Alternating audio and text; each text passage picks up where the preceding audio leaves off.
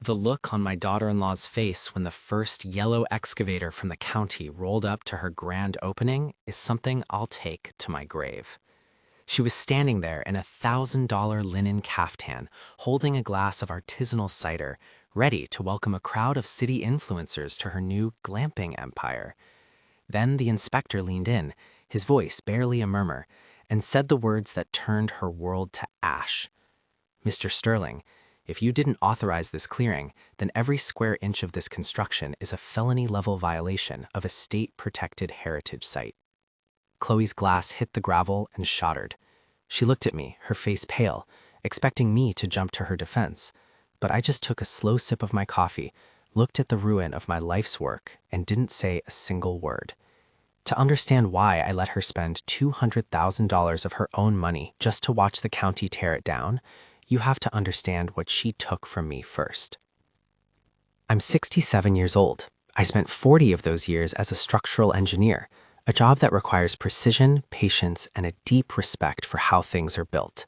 When my wife, Martha, passed away 10 years ago, she left me our 40-acre property in the valley. It wasn't just land. It was home to a 4-acre heirloom apple orchard that my grandfather had planted during the Great Depression.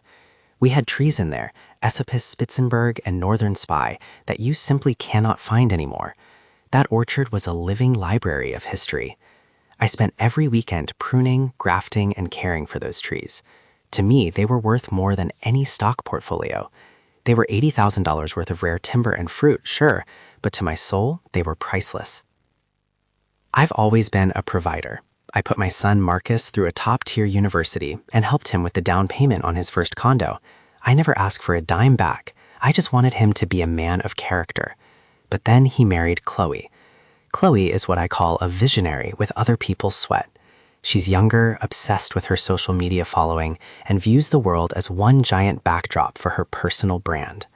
The first crack appeared last Thanksgiving. We were sitting in the dining room, the smell of roast turkey in the air, when Chloe leaned over and said, "Elias, that back 40 is just sitting there. It's so rustic.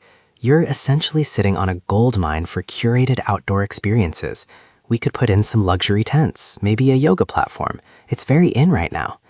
I told her as politely as I could that the orchard wasn't for rent. I told her those trees were a legacy. Marcus didn't look up from his plate. He just muttered, "Dad, don't be so stubborn. It's just wood. You're getting older. You can't even pick all those apples anyway." That stung, but I let it go. I figured it was just talk. I didn't realize that in their minds, I was already a relic, just another obstacle to be managed. The disrespect escalated over the next year. Chloe started bringing investors by the property without asking. I'd be out in my coveralls, covered in dirt, and find a group of people in expensive loafers trampling through my rows while Chloe pointed at my trees like they were weeds. When I asked her to stop, she gave me that patronizing smile, the one you give a toddler who's acting out. "We're just dreaming, Elias. Don't be so sensitive." The turning point came 6 months ago. I'd been planning a trip to the UK for years, a 3-month tour of the historic gardens I'd studied my whole life. It was a bucket list item Martha and I had planned together before she got sick. Before I left, I sat Marcus and Chloe down. I told them they could stay at the main house while I was gone to keep an eye on things. I gave them one rule: don't touch the orchard. Don't even prune a branch. Marcus looked me in the eye and promised, "We've got it, Dad. Just relax and enjoy your trip." If that had been the end of it, I probably would have left them a very different inheritance. But while I was in the Cotswolds, the updates from Marcus got shorter. The photos he sent were always of the front porch or the dog. Whenever I asked about the orchard, he'd say, "Everything's clean, Pop. Don't worry about it." I should have known. Something in my gut told me that the silence was too heavy.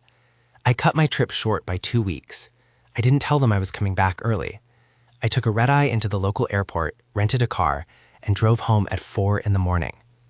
I pulled up the long driveway, and even in the dark, I knew something was wrong. The horizon line was different. The silhouette of the hill, which should have been jagged with the branches of 100-year-old trees, was flat.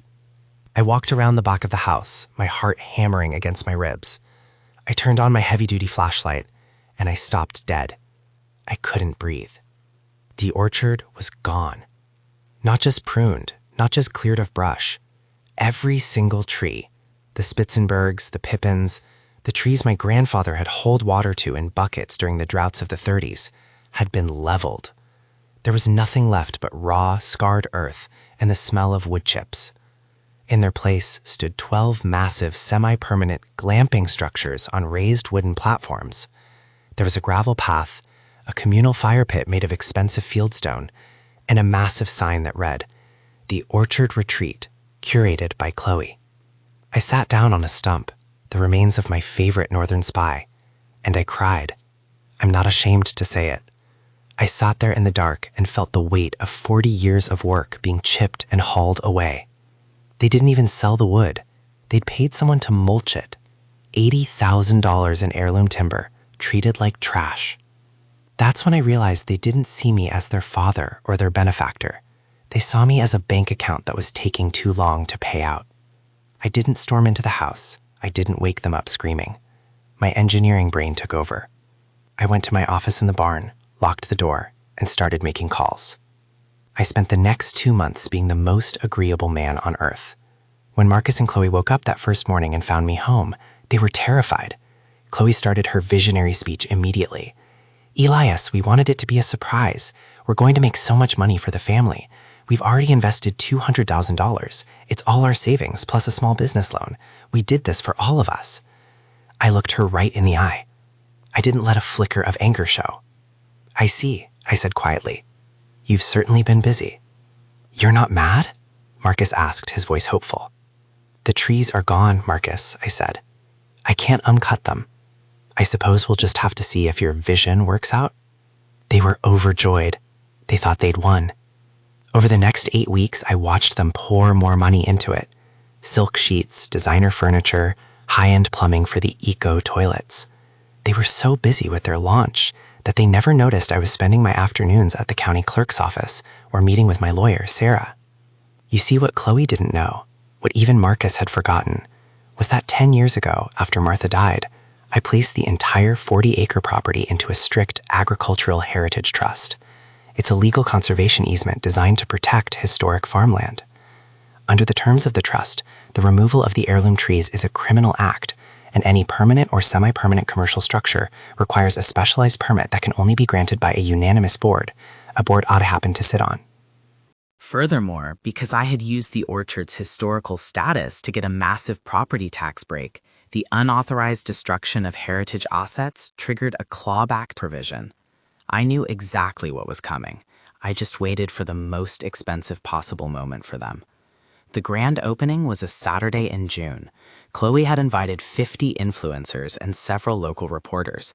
She had catering, a live cellist, and a photographer. She was in her element, preening for the cameras, telling everyone how she had transformed this neglected old farm into a sanctuary. I waited until the speeches were starting. I had already made the call to the county building and safety department 3 days prior, filing a formal owner's complaint of unauthorized construction and violation of heritage easement. The timing was poetic. Just as Chloe was raising her glass to new beginnings, 2 white SUVs with county inspector on the side pulled up the driveway. Behind them was a flatbed truck. Chloe's smile wavered, but she didn't lose her cool yet. She walked over, thinking she could charm them.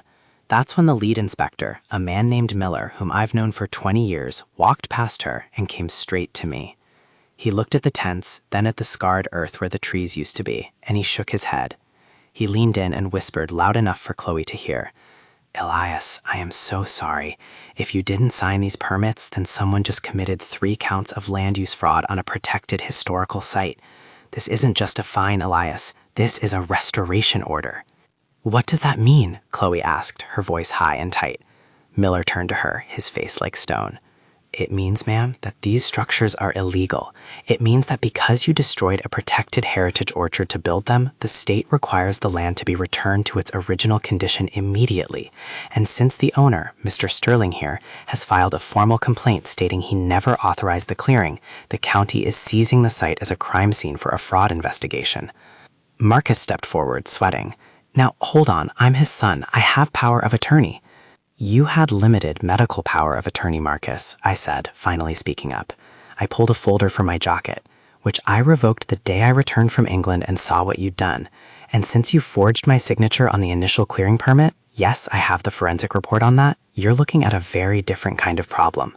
The color didn't just drain from Marcus's face. He looked like he was going to faint. Chloe started screaming, "You can't do this. We put every cent we have into this. We owe the bank $200,000. Elias, tell them it's okay." "It's not okay, Chloe," I said, my voice calm and steady. "You didn't just cut down trees. You destroyed my grandfather's legacy because you thought an old man was too weak to stop you. You wanted a curated experience? Well, this is the experience of consequences." The next hour was a blur of chaos. The influencers were asked to leave. The cellist packed up his bags. The reporters, sensing a much better story than a glamping launch, started snapping photos of the seized notices being taped to the tents. The inspector informed them that the restoration order meant they had 48 hours to remove every piece of their luxury equipment before the county brought in the bulldozers to level the platforms, at Marcus and Chloe's expense. Because they had violated the Heritage Trust, the clawback taxes amounted to another $45,000, due immediately. "Dad, please," Marcus sobbed in the driveway after everyone had left. "We'll lose the house. We'll be bankrupt." You should have thought about that before you mulched $80,000 of my timber, I said. I provided for you your whole life, Marcus. I taught you to respect what others built. Apparently, I failed. But I won't let you fail me a second time. I evicted them that night. It's been 6 months since the grand opening. The glamping tents are gone, sold for pennies on the dollar to pay off a fraction of their debt. Marcus and Chloe are living in a cramped 2-bedroom apartment in the city. Marcus works 2 jobs to keep the debt collectors at bay. And Chloe, well, her social media following didn't stay long once the aesthetic turned into a legal nightmare.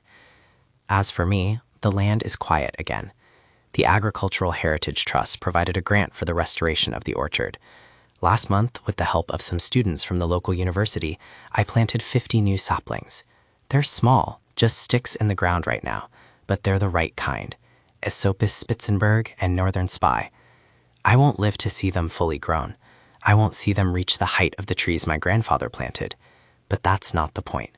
The point is that they're there. Marcus calls every Sunday now. He's very polite. He asks about my health. He asks if there's anything I need help with around the farm. He's finally learning the value of things that take time to grow. It's a shame it cost him everything he had to learn it. But some lessons are only heard when they're whispered over the ruins of a selfish dream. I sit on my porch now, watching the sun set over those tiny saplings. It's peaceful. My dignity is intact. My land is protected. And for the first time in years, the only thing growing on this farm is the truth. Funny how that works.